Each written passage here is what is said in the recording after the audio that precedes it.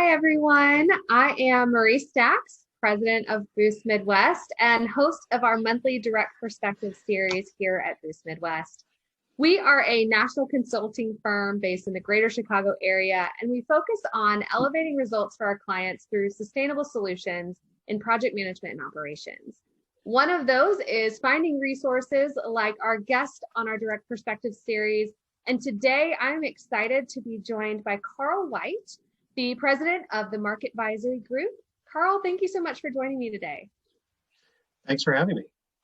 Awesome. Well, let's get started.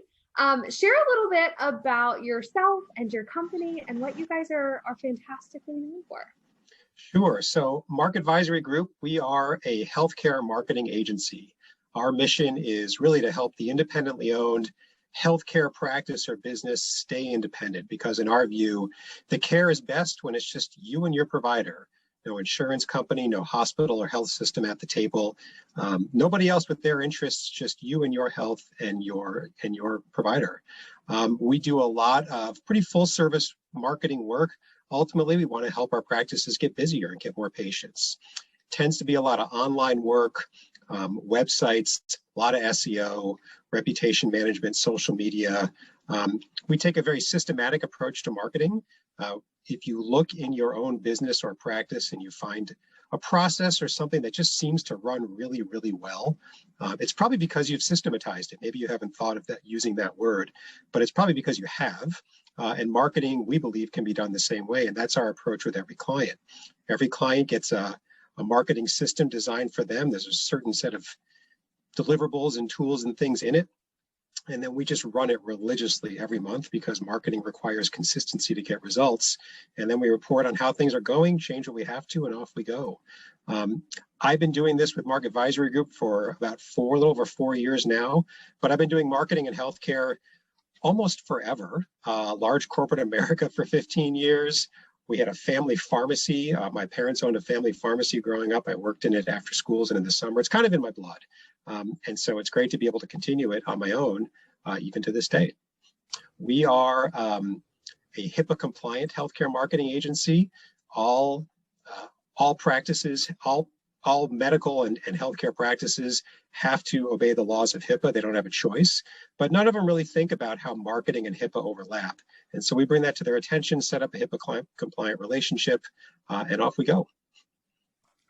That's fantastic. I know, so my background's in healthcare, and I know we've talked a little bit about that. And every time I get excited about operations and healthcare and clinics, and what you guys do is so valuable, bringing the patients to the practice and really helping them with brand recognition. So on that, with operations, there's tons of KPIs, key performance indicators, that we use, not only in our healthcare clients, but also just across all of our clients. What are some of the KPIs that you recommend or that you use today in your business? So I used to have a lot more than I do today. I take actually a structure that I learned in the large corporate world. It's called OGST. I didn't come up with this at all, but it's called Objectives, Goals, Strategies, and Tactics. And it's pretty useful. And so the objective is this like long range time horizon, say 3 to 5 years out. How big do you want to be? It can be whatever you want. It could be your mission. It could be a revenue or a profit target, whatever.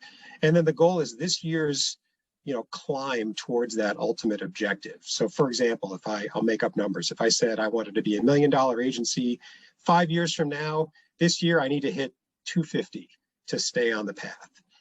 And then the strategies are the few things that I think are the most important to get to that goal. And then the tactics are the fewest things inside of each strategy to get there. And I'll tell you what, to me, the KPIs are getting the strategies and tactics done, because it's really hard to control a lot of the other stuff. And in the corporate world, we were held to a lot of those numbers, even though, we didn't come up with them and we couldn't change them. But we could control the activity that we did. And I just sort of trust that I've made good decisions on what those strategies and tactics ought to be. And if they have to be better, if I was wrong, I'll make them better for the next quarter. And that's really what I pay a lot of attention to. And, so far, so good. That's awesome. So I love that. I love that you've taken something from the corporate space, brought it over into your entrepreneurial side of your life. And we work with a lot of folks that are trying to optimize what they're doing. They're using KPIs, they're taking all the knowledge they've taken from their past careers, and they're working to really optimize what they're doing. What suggestions would you give someone that's looking to optimize their business operations, or maybe even just their marketing? Yeah, I mean, a couple things. The first thing is, if you look, I'd say every, I don't know, 3 to 6 months, look at the list of things you said you needed to do. There's probably some things on there that never got done. And if you didn't notice, or if nothing bad seemed to happen, you probably never need to do it again, or at least you never need to do it for a while. And now your list got shorter, which is, puts you on the path to optimization.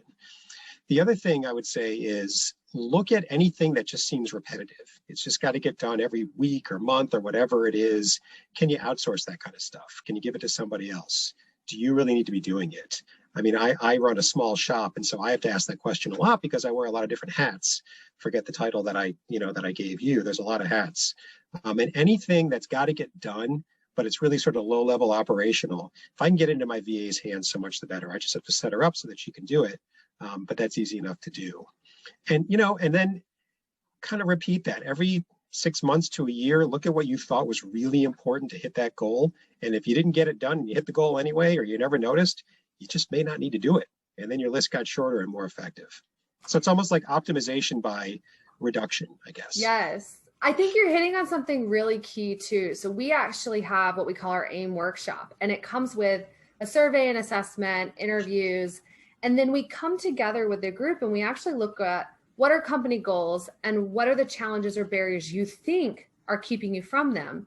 And we figure out which of the ones are what we consider distractions. So it's those tasks that stayed on your to-do list for 3 months, but never actually got you any further away from your goal or to your goal. They're distractions. Yes, I think I need my inbox at 0, but do I really? I got everything done. So I love that you hit on that, because I think we see that time and time again with our clients. So it's absolutely a way to optimize and almost not have to do anything to do it. Yeah. So I mean, I used to, the way I would describe it is one of the worst feelings is you start 6 things but finish nothing. It's the worst feeling in the world in this context.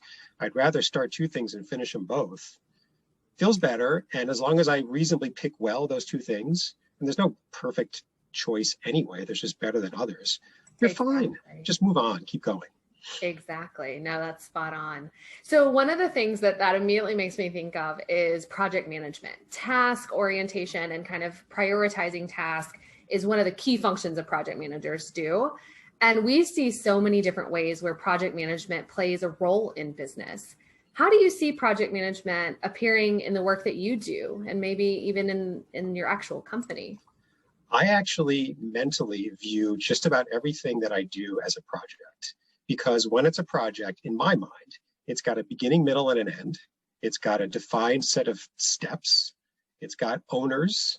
And if you get all those things good, whatever it is going to get done. It's only up to you then not to, if it doesn't get done, you either missed a step or you kind of blew it off.